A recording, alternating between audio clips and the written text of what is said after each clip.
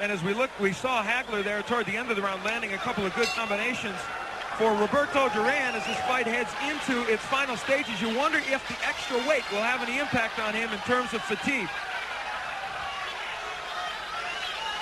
This is the farthest that Hagler has been pushed in his 4-year reign of terror as the undisputed middleweight champion of the world.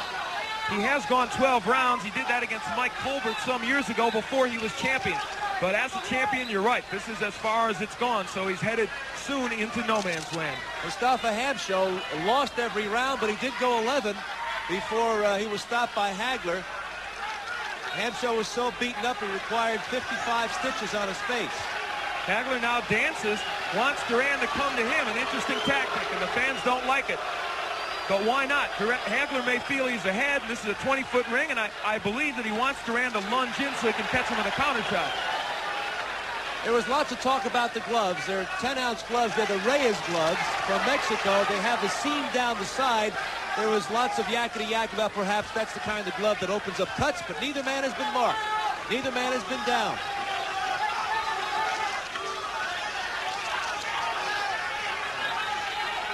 Some people may question the strategy. They might say, isn't it better for Hagler to put the pressure on Duran? Get him tired, working these last few rounds. But Hagler obviously has it in his mind to box in this 11th round. Halfway through the 11th, Roberto Duran almost stationary in the center of the ring, following Hagler around. Hagler's best rounds were the 6th and 7th. Hagler's preoccupation with the judging would dictate that he might not fight this way in the later rounds, but he is doing it, risking what he feels might be bias on the part of the judges against him.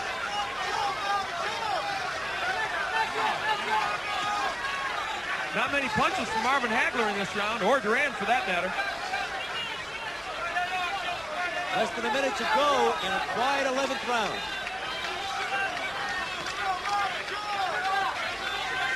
Is Hagler getting tired? Is he dancing because he doesn't quite have it in him for an all-out attack? Well, we don't know, but we may get the answer in the next few rounds.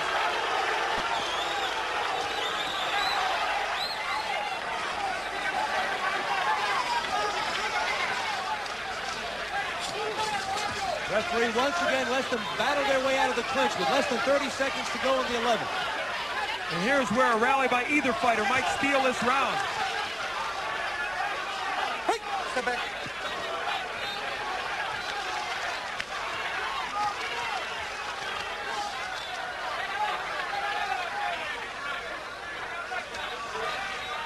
Hey, step back. Okay, step back. Certainly the quietest round of the fight. After going toe-to-toe in the middle rounds, Hagler decided to circle outside of Duran's power in the 11th round, and that'll be a tough one to judge. It'll be interesting to look at the scorecards in the 11th round. Duran, as we look at him, he pressed the attack in that 11th round, but threw very few punches. You have to wonder, Sal, what was the strategy on Hagler's part? Is he trying to set Duran up for an assault in these last 3 rounds? Bust this bitch up. Bust this bitch up. So, he's getting tight. that round was a little bit too much movement that round. All right. Looks like Mason and I. Who's that? All right, man. Put them together. This guy ain't got it. He just there. Just goes right-handed every now and then. Supreme confidence in Marvin Hagler's corner as we focus in on the ring here at Caesar's Palace. Sal Marciano with Al Bernstein. We're poised and ready for round 12.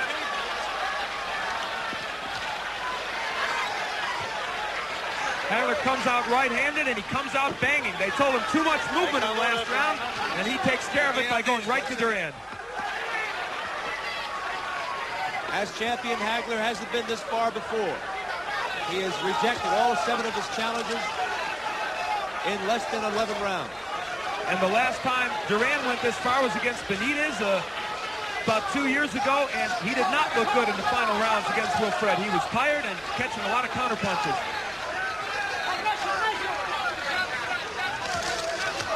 Right hand by Duran on Hagler's head. But you know, Al, in my mind's eye, as I go back over the previous 11 rounds, Hagler has been difficult for Duran to hit. He's been blocking a lot of punches. he has shown good defense in this fight. Better, I think, than Duran expected. Duran breathing very heavily, and I think Marvin now trying to go to the body to exploit that. Hagler took a breather in the last round, but not in round 12. Hagler's back on the inside, takes a right hand from Duran, does some work with the uppercuts, and this is a whole different kind of style as contrasted against the previous round, the 11th. Left hook by Duran to the head of Hagler. Now Duran is punching more on the inside, working the body a little bit. It may be too late, but he has certainly picked up the pace on the inside, what we expected early from him. Duran with a right uppercut. There's swelling underneath the eye, the left eye of Hagler. They go toe-to-toe here in the 12th. Duran mocking Hagler. Dropped his hands to his side. Hagler's protecting his left eye. And Marvin looks a little bit tired.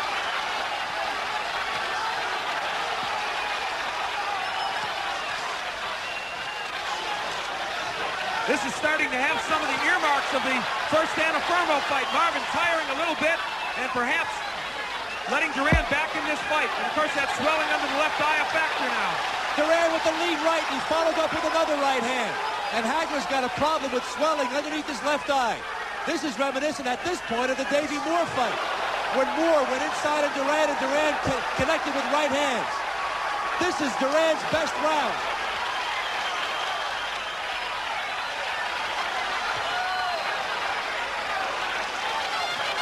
Hagler with the left hand, an uppercut, points to his chin, as if to say, come on, hit me.